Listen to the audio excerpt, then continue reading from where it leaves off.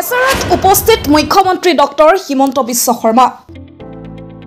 পৰিদৰ্শন নৱনিৰ্মিত বেচেৰা উচ্চতৰ মাধ্যমিক বিদ্যালয় ভৱন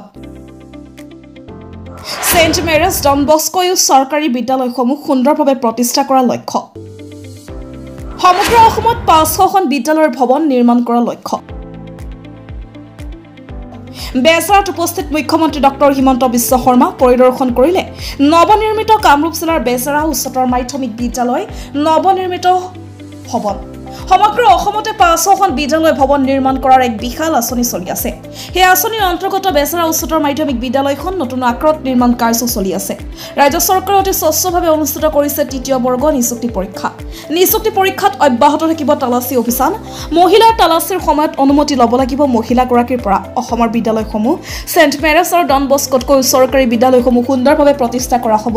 আগন্তুক দিনত ৰাজ্যৰ বিভিন্ন প্ৰান্তৰ আন বহু বিদ্যালয় বেচেৰা উচ্চতৰ মাধ্যমিক বিদ্যালয় লেখিয়াকৈ নিৰ্মাণ কৰা হ'ব বুলি উল্লেখ কৰে মুখ্যমন্ত্ৰীগৰাকীয়ে প্ৰাদেশিকৃত বিদ্যালয়সমূহৰ আকাৰ আৰু বিদ্যালয়সমূহৰ ভৱন পৰিৱৰ্তন কৰাৰ বাবে আমি এখন সুদূৰ প্ৰসাৰী আঁচনি লৈছিলোঁ বৰ্তমান সমগ্ৰ অসমতে 500খন বিদ্যালয় ভৱন নতুনকৈ নিৰ্মাণ কৰাৰ এটা বিশাল আঁচনি চলি আছে সেই আঁচনিৰ অন্তৰ্গত বেজেৰা উচ্চতৰ মাধ্যমিক বিদ্যালয় এই বিদ্যালয়খন নতুন আকাৰত আমি জানুৱাৰী ডিচেম্বৰ মাহত উদ্বোধন কৰিম আৰু দুদিন পিছত লাহে লাহে অসমৰ প্ৰতিখন প্ৰাদেশিকৃত বিদ্যালয় আৰু চৰকাৰী হাইস্কুলৰ অৱস্থা আমি এনেকুৱা ভৱনলৈ ৰূপান্তৰ কৰিম স্যাৰ 500খন বিদ্যালয় ইতিমধ্যে কলে আপুনি বনোৱা হ'ব আৰু হোৱা নহয় ইতিমধ্যে বিভিন্ন পৰ্যায়ত আগবাঢ়ি আছে স্যাৰ কিছু আমাৰ ডন বস্কো সেন্ট মেৰিজতকৈ অসমীয়া স্কুলবিলাক দেখিব ভাল হ'ব যিটো গতিত আমি কাম কৰি আছো আজি ডন বস্কো সেন্ট মেৰিজ দেখিলে যেনেকুৱা এটা লাগে যে ইয়াতে এটা পঢ়াৰ পৰিৱেশ আছে কিন্তু বিনিয়োগৰ অভাৱৰ বাবে আমাৰ স্কুলবিলাকৰ পৰিৱেশবিলাক বেয়া হৈ গৈছিল কোনোবা এমপি ফাণ্ডৰ পৰা 1 লাখ এমপি ফাণ্ডৰ পৰা 5 লাখ এনেকৈ লৈ স্কুলবোৰ বেলেগ ধৰণে বনোৱা হৈছিল এতিয়া আমি প্ৰতিখন স্কুলতে 8ৰ পৰা 10 কোটি টকা দি ভৱনবিলাক নতুনকৈ বনাইছো হাইস্কুল পৰ্যায়ত এই কামটো আমি কৰি আছো 4000 স্কুল আছে এই বছৰ 500খন লৈছো আৰু 500খনৰ বাবে আমি টকা পইচা যোগাৰ কৰাৰ কাৰণে চেষ্টা কৰি আছো যাতে টোটাল 1000খন আমি নিব পাৰো প্ৰাইভেট ভৱন বনালো শিক্ষক নিযুক্তি দিলো বাকি ফেৰমাৰা কামটো শিক্ষক আৰু ছাত্ৰ অভিভাৱকৰ মুখ্যমন্ত্ৰীৰ যেটো দায়িত্ব যে ভৱন দিব লাগে শিক্ষক দিব লাগে সুবিধা দিব লাগে সেইখিনি আমি কৰি দিম বাকি অভিভাৱক ছাত্ৰ শিক্ষক সকলোৱে লগ লাগিলেহে এখন বিদ্যালয় হয় আগতকৈ স্যাৰ ৰিজাল্ট ভাল হৈছে এতিয়া ভাল হৈছে আৰু ভাল হৈ থাকিব কিন্তু মই ভাবো যে আৰু আমি বহুত ভাল কৰিব পাৰো নিযুক্তি প্ৰক্ৰিয়াত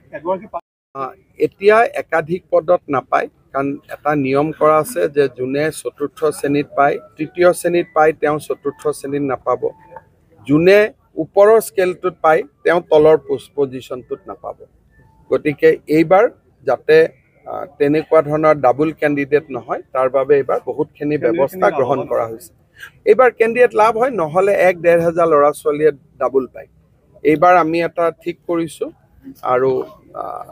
লাষ্টত কোনোবাই যদি ডাবল পায় আমি আৰু এটা চিন্তা কৰি আছো যে একেটা পোষ্টত দুটা হলে লটাৰী দি এটা কৰি দিম স্যাৰ বহি কৰিব কিন্তু যেতিয়া বহি নিৰীক্ষণ হ'ব তেতিয়া অসমৰ 6জন বা 7জন শিক্ষাবিদ এক্সটাৰ্নেল ইভালুৱেটৰ হিচাপে তাত উপস্থিত থাকিব যাতে বহিত কোনো এতিয়াতো বহি সিল পেক আছে সিলৰ প্ৰথমবাৰৰ বাবে হ'ব নেকি স্যাৰ যোৱাবাৰো আমি কৰিছো অইন ঠাইত কৰা দেখা নাযায় ভাৰতৰ অইন ঠাইত নাই ভাৰতৰ অইন ঠাইতো লুকাই কৰে আজি এতিয়া মোক ইমান দিনে কংগ্ৰেছে সমালোচনা কৰিছিল ইন্টাৰনেট বন্ধ কিয় কৰিছে আজি ঝাৰখণ্ডত কংগ্ৰেছ চৰকাৰে পৰীক্ষা পাতিছে আজি তেওঁলোকে অসমৰ পৰা শিকি ইন্টাৰনেটটো বন্ধ কৰি দিছে যোৱা কালিলৈকে যি কংগ্ৰেছ দলে সমালোচনা কৰি আছিল ইন্টাৰনেট কিয় বন্ধ কৰিছে আজি ঝাৰখণ্ডত কংগ্ৰেছ চৰকাৰে অসমৰ পৰা শিকি পৰীক্ষা হৈ থকা সময়ছোৱাত ইন্টাৰনেট বন্ধ কৰিছে তাৰ মানে অসমে আজি দেশক ৰাস্তা দেখুৱাই আছে এই অভিযান চলি থাকিব স্যাৰ আপোনাৰ নিকা কৰা অভিযান চলি থাকিব এপইন্টমেন্ট গণ্ডগোল নাই বিশেষকৈ এতিয়া অক্টোবৰৰ পৰা পুলিচৰ নিযুক্তিও হ'ব ইয়াত বেলেগ কথা একো নাই সব ল'ৰা ছোৱালীয়ে ভাল কৰি চাকৰি পালে হ'ল নেক্সট পৰীক্ষা দুৱাৰত মানে চেকিংটো কেনেকৈ হ'ব আৰু ভালকৈ মহিলাৰ চেকিঙো হ'ব মহিলাৰ চেকিং নহ'লে মহিলাই যদি কাগজ লৈ আহে কেনেকৈ হ'ব গতিকে এয়াৰপৰ্টত যেনেকৈ চেকিং কৰে সুধি লয় পাৰ্মিশ্যন লয় লৈ পেলাই চেক কৰিব চেক নকৰিলে পৰীক্ষা কেনেকৈ হ'ব এইটো যদি মহিলা বুলি মহিলাক চেক নকৰোঁ কালি পৰহি ল'ৰাবিলাকে ক'ব যে ছোৱালীবিলাকে ছোৱালীক চেক নকৰিলে ল'ৰাক কিয় চেক কৰিছে